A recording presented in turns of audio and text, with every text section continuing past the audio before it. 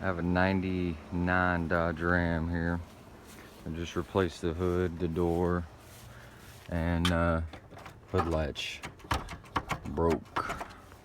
And seemed to have closed the hood. Couldn't find any videos online, so I decided to figure it out myself. And just like opening your truck door, coat hanger's the best solution. Just you gotta poke it up in here a little bit under the latch.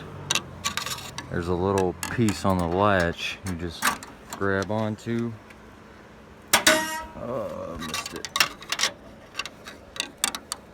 Little piece here. It's kind of tricky to get to.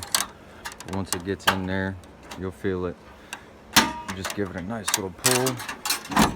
Up she goes.